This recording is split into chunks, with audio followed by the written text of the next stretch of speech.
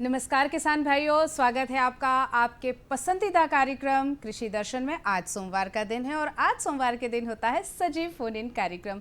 जी हाँ, फ़ोन करके सीधे हमारे जो दर्शक हैं वो सीधे अपने सवालों के जवाब प्राप्त कर सकते हैं। आज का जो विषय है वो है कृषि में उन्नत यंत्र। और फ़ोन नंबर जल्दी से आप लोग सब नोट कर लें, मैं भी आपको बताती हूँ 0755-266-0049 और हमारा टोल फ्री नंबर है 1800-233-0040। इन नंबरों पे आप हमें फ़ोन कर सकते हैं और कृषि में उन्नत यंत्रों की जानकारी आप ले सकते हैं। और जानकारी देने के लिए हमारे स्टूडियो में हमने विशेष तौर पर आमंत्रित किया है डॉक्टर उदय बड़ेगांवकर जी को, जो प्रधान कृषि वैज्ञानिक हैं केंद्रीय कृषि अभियांत्रिकी संस्थान भोपाल में। बहुत बहुत स्वागत है सर आपका। नमस्कार। सर, कृषि में उन्नत यंत्र, अब हमारा जो देश है वो धीरे धीरे विकास की तरफ बढ़ रहा है, विकसित देशों में हम शामिल हो रहे हैं, उसी तरह हमारी कृषि भी जो वो उन्नत होते जा रही है। यंत्रों का कितना योगदान है इसमें? यंत्रों का कृषि में महत्व की यदि बात की जाए तो ये कहना पड़ेगा कि उन्नत कृषि यदि आप कहेंगे तो वो बिना कृषि यंत्रों के हो ही नहीं सकती। उन्नत कृषि यंत्रों का इतना महत्व है और ख़ासतौर पे जब फ़ायदों की हम बात करते हैं तो सबसे बड़ा फ़ायदा तो समय पालन का है। समय पे कृषि में आप जानते हैं कि कितने कार्य होते हैं, जुताई से लेके और बोनी और निंदाई और उसके बाद गहाई है, कटाई है, बोनी है, सभी कुछ होता है। ये हर एक कार्य का अपना अपना एक नियत समय होता है। नियत समय पे उन कार्यों का होना ज़रूरी है। ये कार्य यदि नियत समय पे नहीं हुए तो उसकी वजह से उत्पादन में कमी हो जाती है।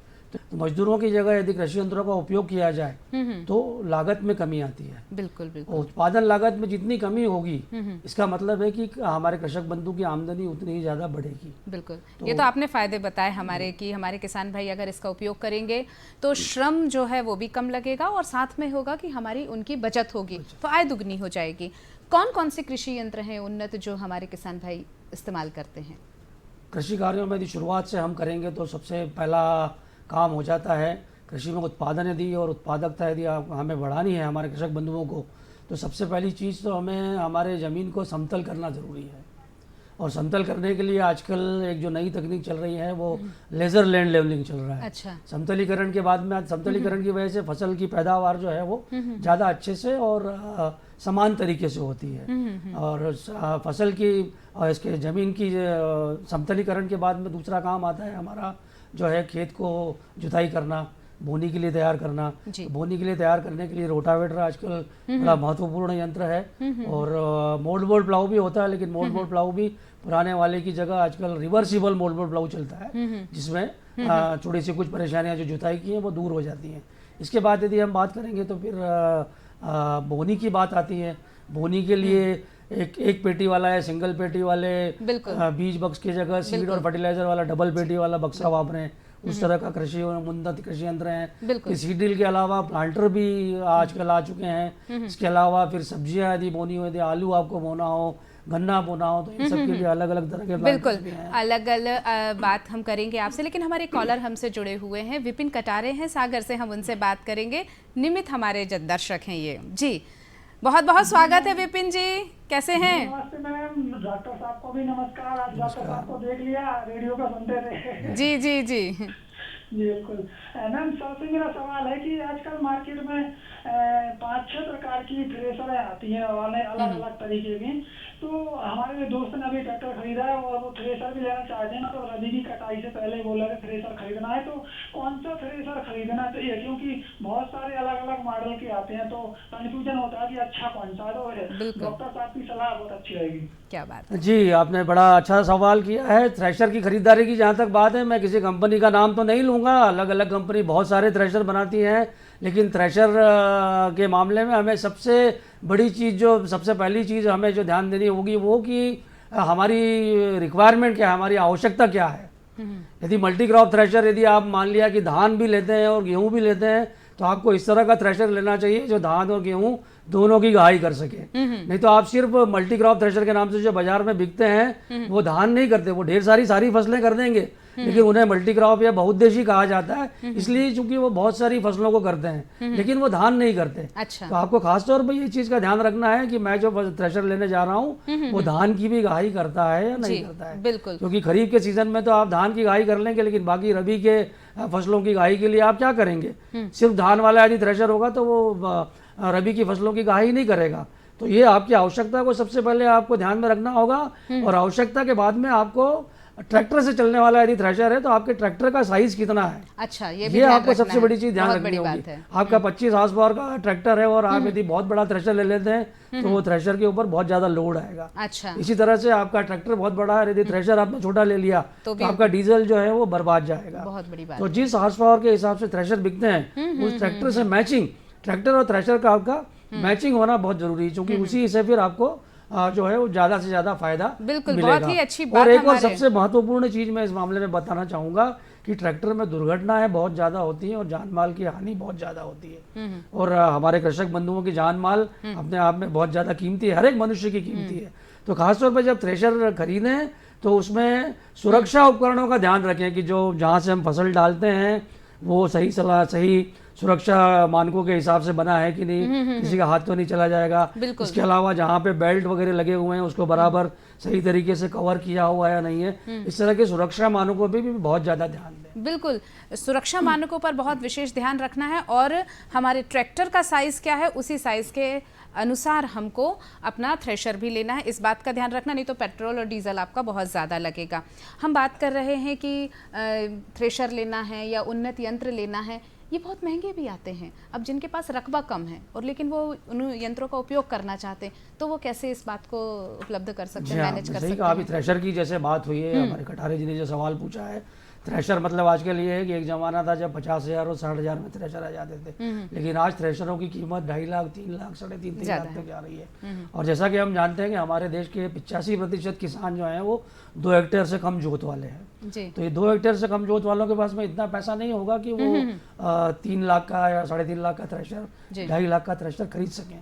पर ऐसे ही कृषकों की सुविधा के लिए हमारी सरकार ने जो है वो कस्टम हायरिंग योजना लागू, बहुत बढ़िया है। कस्टम हायरिंग योजना का मतलब है किराए पे यंत्रों का उपलब्ध होना। बिल्कुल बिल्कुल। तो आज हमारे मध्य प्रदेश की यदि बात करें तो मध्य प्रदेश के जो 52-53 जिले हैं, अभी कुछ नए जिले बन गए इसलिए एग्जैक्ट नंबर मुझे नहीं मालूम है, लेकिन हर एक जिले में कस्टम हायरिंग केंद्र स्थापित है। ओवरऑल जो मध्य प्रदेश में कस्टम हायरिंग केंद्रों की संख्या है वो लगभग 3,000 के आसपास है। प्राइवेट तो अलग चलते हैं, तो उस हिसाब से यदि आप 50-55 डिस्ट्रिक्ट का यदि हिसाब लगाएंगे तो हर एक डिस्ट्रिक्ट में कम से कम 25-50 कस्टम हायरिंग केंद्र जो है गाँव में उपलब्ध हैं। तो यहाँ से जो 2.5 लाख और 3 लाख की मशीन भी जो है आपको 1,000 रुपये घंटा या 1,000 रुपये प्रति हेक्टेयर किराए पे उपलब्ध हो। बिल्कुल बिल्कुल, आपने बहुत अच्छी जानकारी दी कि कस्टम हायरिंग सेंटर की मदद से हमारे जो किसान भाई हैं वो कृषि के उन्नत यंत्र किराए से लेकर काम कर सकते। चर्चा आपसे आगे भी जारी रहेगी, बस लेते हैं एक छोटा सा अंतराल।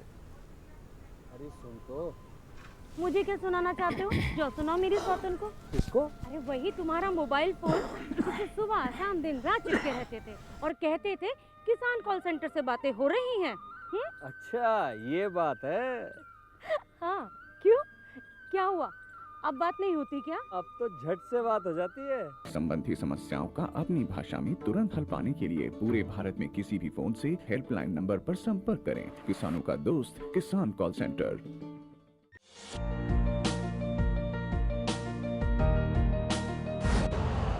यूरिया का स्वदेशी उत्पादन 70 लाख टन बढ़ाने के लिए 6 उर्वरक संयंत्रों का उद्धार किया जा रहा है।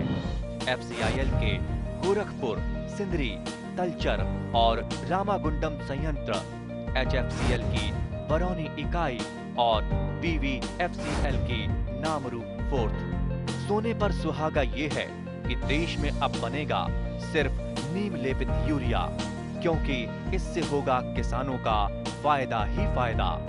अनाज का उत्पादन 10% तक बढ़ेगा, बढ़ेगी 10 से 15% नाइट्रोजन क्षमता।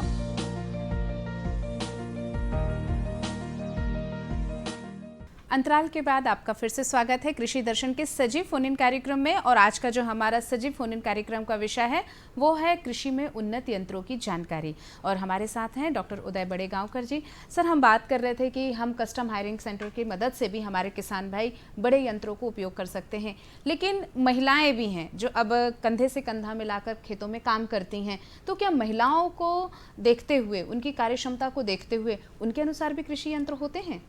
महिलाओं का आपने बिल्कुल सही कहा। दरअसल हमारे देश के जो कृषि का परिदृश्य है उसमें ज़्यादातर कार्य जो है महिलाओं के द्वारा किया जाता है।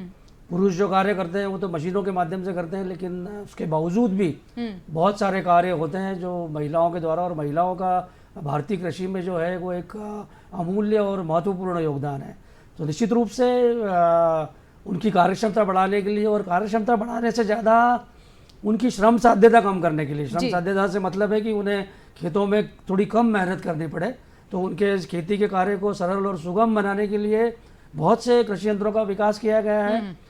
जो हमारे कह सकते हैं कि खासतौर पे यदि कृषि कार्यों में यदि हम देखेंगे तो आपने देखा होगा कि आपको निंदाई का जैसे कार्य है हमारा, निंदाई के कार्य में आपको कभी पुरुष किसान नहीं दिखाई देते, ज़्यादातर महिलाएं ही दिखाई देती हैं। तो इन महिलाओं के लिए जो है वो वीडर्स बनाए गए, निंदाई के यंत्र बनाए गए हैं जिन्हें वो खड़े खड़े होकर चला सकती हैं। जी। निंदाई का कार्य बड़ा अपने आप में बड़ा कष्टदायक कार्य होता है। यदि खुरपी लेके आप बैठ के कार्य करेंगे तो बैठे बैठे कार्य करने से न सिर्फ आपकी बॉडी में, शरीर में थकान जल्दी आती है, बल्कि इसके अलावा आपका उत्पादन भी कम मिलता है, लागत मतलब जो है आप कार्य कम कर पाते हैं। जी। लेकिन जो खड़े होकर चलाने वाले वीडर हैं, इनको आसानी से आप बिना ज़्यादा तकलीफ के इन वीडर्स का उपयोग कर सकते हैं।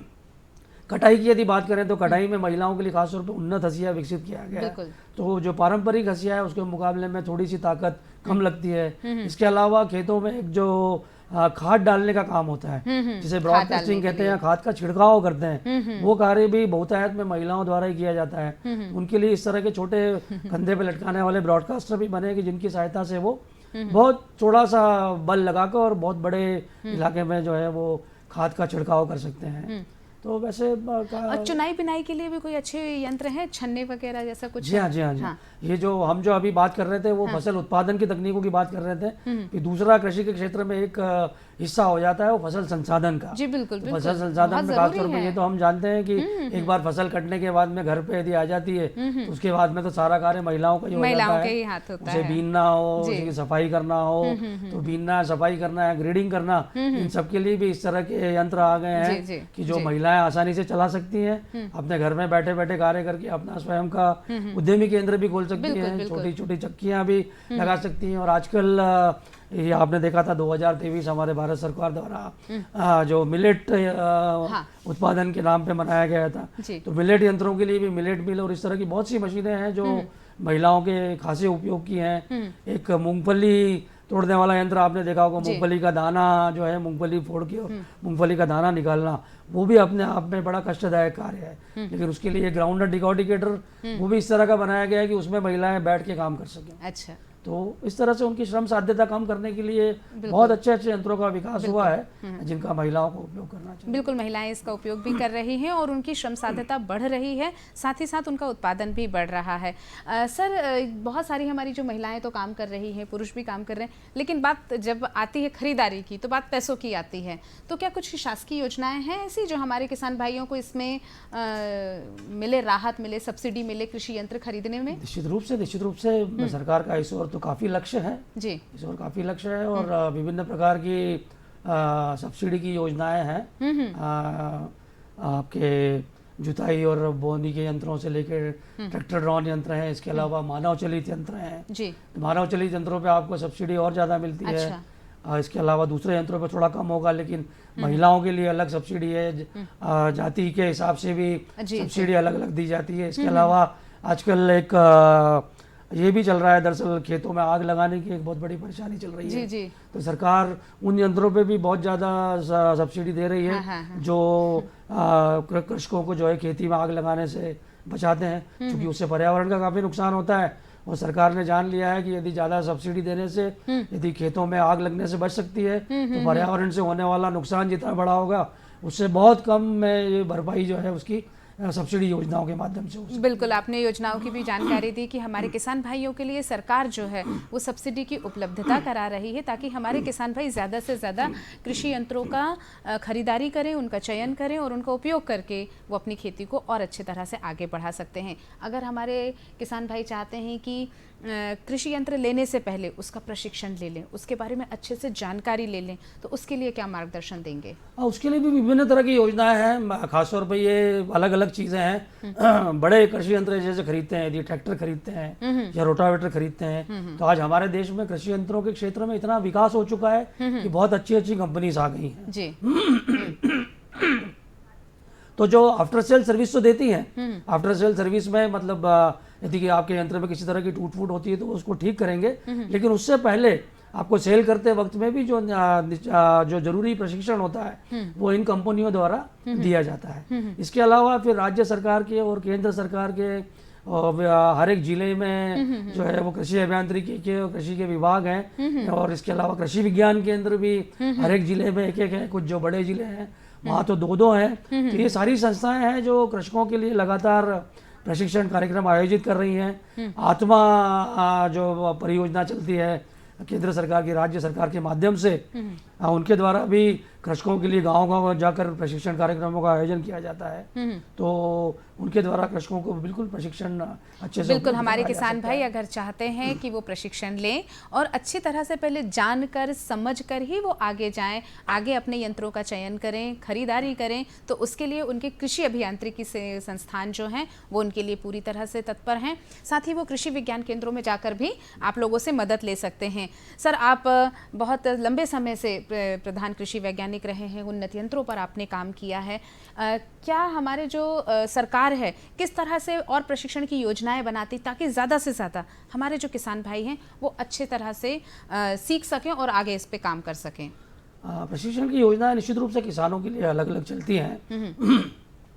जैसे मान लीजिए आपने अभी महिलाओं के बारे में बात किया था, तो महिलाओं के लिए प्रशिक्षण कार्यक्रम अलग से चलते हैं। अच्छा। महिला और युवा कृषि के क्षेत्र में, हमारे हम किसान तो सभी हैं, लेकिन कृषि के क्षेत्र में काफ़ी जो काम कार्य करने वाली है महिलाएं हैं, इसलिए महिलाओं के लिए तो प्रशिक्षण की अलग योजनाएं हैं। इसके अलावा आज देश में बेरोजगारी का स्तर जैसे बढ़ रहा है, तो बेरोजगारों को कृषि की ओर आकर्षित करने के लिए भी सरकार का एक बहुत बड़ा प्रयास चल रहा है जी। और इस प्रयास के अंतर्गत भी सरकार ने अपनी योजनाएं अलग अलग शुरू की हैं, जिसमें आर्या जैसी योजनाएं, Arya means attracting rural youths towards agriculture. अच्छा। मतलब जो हमारे देश के नौजवान हैं उनको एग्रीकल्चर की ओर आकर्षित करना। अच्छा। क्योंकि नौजवान जो है हमारा आजकल निश्चित रूप से ज़्यादातर खेती बाड़ी छोड़ के और नौकरी के चक्कर में ही भागना चाहते हैं, लेकिन ज़्यादातर नौजवान यदि कृषि की ओर आकर्षित होते हैं तो निश्चित रूप से कृषि के लिए भी फायदा होगा और उनकी बेरोजगारी तो दूर होगी और देश के लिए भी फायदा होगा। तो उनके लिए प्रशिक्षण कार्यक्रम भी है। हाँ। अगर हमारे किसान भाई नए कृषि यंत्र खरीदना चाहते हैं तो किन किन सावधानियों का ध्यान रखें, किन किन बातों का ध्यान रखें कि वो अच्छे से अच्छा कृषि यंत्र खरीद सकें? निश्चित रूप से कृषि यंत्रों के जो खरीदारी है उसके बारे में समझदारी तो रखना बहुत जरूरी है। जी जी जी। समझदारी रखने पे ही आपको फायदा होगा। जो हम अपनी दैनिक जीवन की वस्तुएं खरीदते हैं, बाजार से हम दूसरा जो सामान खरीदते हैं उसमें बड़ा तोल मोल करके और टटोल के चीज़ों को देखा जाता है। वही चीज़ आजकल कृषि क्षेत्र में भी आ गई है। अच्छी अच्छी कंपनीज हो गई हैं, गुणवत्ता में काफ़ी विकास हुआ है, लेकिन फिर भी कई कंपनीज, बहुत सी कंपनीज ऐसी भी हैं छोटे छोटे स्तर पे जो काम कर रहे हैं जिनके पास में गुणवत्ता का भारी अभाव है, जिनकी जो मैन्युफैक्चरिंग या निर्माण करने की, कृषि यंत्र निर्माण करने की उनकी जो विधियां हैं वो ज़्यादा अच्छी नहीं हैं। तो जो मैं अपने कृषक बंधुओं को सलाह देना चाहूँगा वो ये कि कोई भी कृषि यंत्र खरीदने से पहले थोड़ा सा, यदि जो आप कृषि यंत्र खरीदना चाहते हैं वो यदि आपके आसपास कोई कृषक वापर रहा है तो सबसे पहले उसके बारे में रिपोर्ट ले लें। जो कहते हैं ना कि हाथ कंगन को आरसी किया, यदि आप स्वयं देख लेंगे, जान लेंगे तो निश्चित रूप से आपको और ज़्यादा जानने की जरूरत नहीं पड़ेगी। ये सबसे सच्चा और सीधा तरीका है, सरल तरीका है। लेकिन इसके बाद भी यदि आप जाना चाहते हैं तो फिर यदि इस तरह की जानकारी आपको नहीं मिलती है तो मैं ये चाहूँगा कि आप थोड़ा बड़े कंपनीज की ओर जाएं। बिल्कुल। थोड़ा सा, जैसे एक और कहावत है कि सस्ता रोए बार बार, महंगा रोए एक बार। तो थोड़ा सा हमें पैसा जरूर ज़्यादा लगेगा, लेकिन ये निश्चित जानिए, मैं सभी कृषक बंधुओं से आग्रह करूंगा, ये आप निश्चित जानिए कि भले ही एक बार आप 5,000 रुपये ज़्यादा देंगे, लेकिन आगे आने वाले 2 सालों में जो आपका 20,000 रुपये का, 25,000 रुपये का खर्चा होने वाला था, उस खर्चे से आप बच जाएंगे। बिल्कुल बिल्कुल। जो गुणवत्ता का इतना ज़्यादा महत्व है जी बिल्कुल, वो चीज़ें हमें दिखती नहीं है। उन्होंने मटेरियल किस तरह का वापरा है, बिल्कुल, उन्होंने जो निर्माण का कार्य किया है वो किस तरह का किया है, ये सारी चीज़ें जो है वो कृषि यंत्र की गुणवत्ता को काफ़ी प्रभावित करती है। और ऐन वक्त पे यदि आपका, जिस समय आपको उस कृषि यंत्र की सबसे ज़्यादा ज़रूरत है, खेत में कार्य करते वक्त आप जानते हैं कि खेती के कार्य में ऐसा होता है कि कई बार एक मशीन को रात और दिन लगातार 24-24 घंटे काम करना होता है। जी। और गांव में इतनी सुविधा भी नहीं होती कि आपको मशीन सुधारने के लिए कोई मैकेनिक मिल जाए। जी बिल्कुल। ऐसे में यदि ऐन वक्त पे यदि आपके कृषि यंत्र में कोई टूट फूट हो जाती है तो उसकी वजह से जो आपका नुकसान होगा वो बहुत बड़ा होगा। बहुत बड़ा होता है। जो 2-4-5 हज़ार रुपए 10,000 रुपए उसकी रिपेयरिंग में लगेंगे वो तो लगेंगे, लेकिन जो आपका कृषि कार्य में नुकसान हुआ, जिसकी वजह से आपकी बोनी देरी से हो गई है, जिसकी वजह से आपकी कटाई में देरी हो गई, वो नुकसान भी आपको देखना पड़ेगा। बिल्कुल बिल्कुल। तो मेरा कृषक बंधुओं से यही आग्रह रहेगा कि कृषि यंत्रों को आंख मीच कर न खरीदें। अच्छा। बिल्कुल जी। और गुणवत्ता पे खास तौर पे ध्यान। बिल्कुल ध्यान पूर्वक पहले अपने कृषि यंत्र की पूरी जानकारी ले लें, उसकी सही तरीके से आप शिनाख्त कर लें और ये भी देख लें कि वो आपके लिए कितना उपयोगी है। अपनी जोत के अकॉर्डिंग, आप अपनी ज़रूरत के अनुसार अपने यंत्रों का चयन करें। पैसों के चक्कर में, कम पैसों के चक्कर में अच्छी चीज़ को ना छोड़ें और बिल्कुल ध्यान से इस चीज़ को करें। और अगर हम बात करें रख रखाव की, अगर जो हमारे किसान भाइयों के पास पुराने यंत्र हैं वो किस तरह से रख रखाव करें ताकि उनकी अच्छे से यूज़ हो सके, उनका अच्छा उपयोग हो सके। रख रखाव भी एक ऐसा अपने आप में एरिया बड़ी है, बात अपने आप में बहुत महत्वपूर्ण है। जैसे मैंने आपसे कहा कि थोड़ी भी यदि यंत्र में टूट फूट हो जाती है तो ऐन वक्त पे जो आपका नुकसान होता है वो बहुत बड़ा होता है। जी। और ये ऐन वक्त पे टूट फूट होने के पीछे एक बहुत बड़ा कारण यदि गुणवत्ता में कमी है तो दूसरा बहुत बड़ा कारण रख रखाव में कमी है। बिल्कुल बिल्कुल। तो ये रख रखाव में कमी और वो भी समय के साथ में। जैसे मैंने कहा कि कृषि पालन आपको समय पालन में मदद करते हैं, लेकिन कृषि यंत्रों को समय पालन में मदद करते हैं, लेकिन कृषि यंत्रों को भी आपको समय के साथ में जो है उनको रख रखाव का कार्य करना है। खास तौर पे बोनी यंत्रों के केस में, सीडिल के केस में हमारे कृषक बंधु बहुत से लोग ऐसा करते हैं कि बोनी करने के बाद में खाद जो है वो सीडिल की सफाई किए बिना खाद को ऐसे बिल्कुल बिल्कुल वैसे ही रख देते हैं। उसकी वजह से उसके जो फ्लोटेड रोलर अगली बार में वो पूरे के पूरे चौक हो जाते हैं और इतने ज़्यादा खराब परिस्थिति में वो पहुंच जाते हैं कि उनका रिपेयरिंग नहीं हो पाता, उनको तोड़ के और निकाल के और नए लगा के और बदलना ही पड़ता है। बिल्कुल। तो जो ऑयलिंग ग्रीसिंग का कार्य है खासतौर पे समय पे कर लें, सफाई का कार्य जो है समय पे कर लें। इसके अलावा कृषि यंत्रों को सिर्फ, जिसको हम कहते हैं देसी भाषा में लोहा लंगड़ ना समझ के, उनको ऐसा नहीं कि आपने खुले में पटक दिया। जहाँ तक संभव हो सके यदि आपके पास में शेड है, भले ही पेड़ की छांव हो, जैसा भी हो, या कोई तिरपाल लगा के आप शेड बना सकते हो। आपकी जो मशीन है थोड़ा सा शेड के अंदर रखी रहेगी, धूप छांव जैसी चीज़ों से और पानी से यदि बची रहेगी तो अपने आप में एक वो बहुत बड़ा रख रखाव हो जाएगा। बिल्कुल। हमारे युवा किसान भाइयों के लिए क्या संदेश देना चाहेंगे? युवा किसान भाइयों के लिए मैं यही कहना चाहूँगा कि आने वाले दिनों में या धीरे अभी का जो समय आ रहा है, निश्चित रूप से कृषि जो है बहुत बड़ा लाभ का धंधा बन रहा है।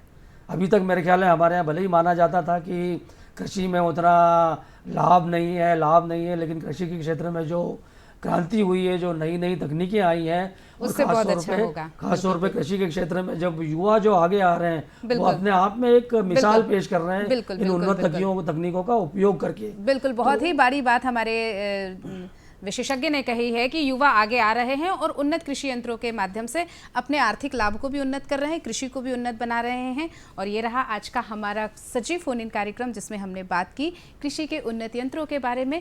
उन्नत यंत्रों को भी परिवार के सदस्य की तरह रखें और उनका उपयोग करें। आज का कार्यक्रम बस यहाँ तक का और बहुत बहुत धन्यवाद सर आपका। हमें दीजिए इजाज़त। नमस्कार।